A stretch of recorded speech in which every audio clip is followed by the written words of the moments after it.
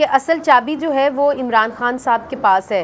तो कामरान मुर्तज़ा साहब, आप तो एक सीनियर वकील हैं, आप तो दो हैट्स पहनते हैं, एक आप सियासतदान का और एक आप वकील हैं, मगर क्यों ये परसेप्शन जाता है लोगों के अंदर कि जी जो भी पॉलिटिकल गुफ्तगू होगी या जो भी पॉलिटिकल सियासी हल होगा उसका बराह रास्त असर जो है वो सियासतदानों के केसेस पे पड़ेगा।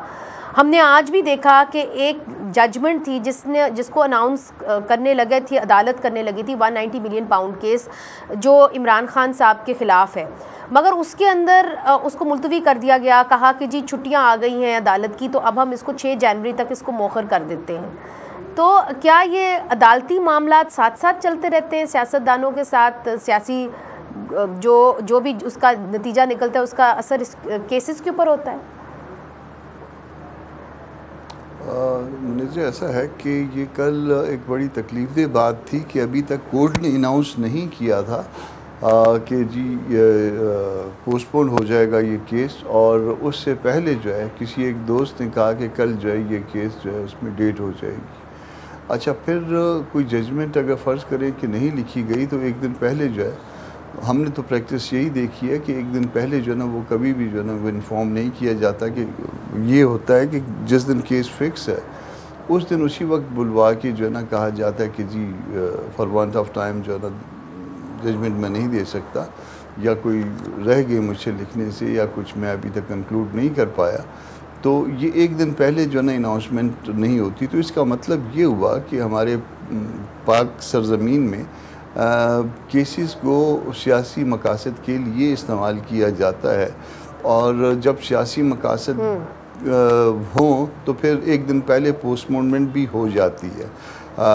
एक दिन पहले जो ना अनाउंस हो जाती है, और वकला को जो है ना एक दिन पहले इन्फॉर्म कर दिया जाता है कि कल जो है ना अनाउंसमेंट नहीं होगी। यानी वकला ने उसमें क्या करना था अनाउंसमेंट सुन के? अनाउंसमेंट तो सुननी है, जिसके अगेंस्ट केस है वो तो कस्टडी में है, और आप एक दिन पहले कर रहे हैं, तो यानी कोई कमिटमेंट पूरी की जा रही है। तो ये सारा कुछ जो है ना ये एक अजीब सा तासुर है जो एक लीगल फर्टिलिटी को दिया गया है। ये हमको मतलब एक पहले ही मायूसी है अपने कानूनी पेशे के हवाले से या कानूनी मामलात के हवाले से। तो उसके बाद जो है ना ये मायूसी में मज़ीद इजाफ़ा कि इस केस को एज ए प्रेशर जो है ना यूज़ किया जा रहा था, बज़ाहिर ये लगा, और ये बताया गया कि जी चूँकि हमारी कमिटमेंट है, कल मुज़ाकरात होने जा रहे हैं, तो वो अब जो ना देखें हमने एक वादा पूरा कर दिया। ये पहले से जज साहब ने अनाउंस कर दिया कि कल मैं जजमेंट जो है ना अनाउंस नहीं करूँगा, जो है ना छुट्टियों के बाद देखी जाएगी। तो अजीब व गरीब मामलात है ना इस मुल्क के।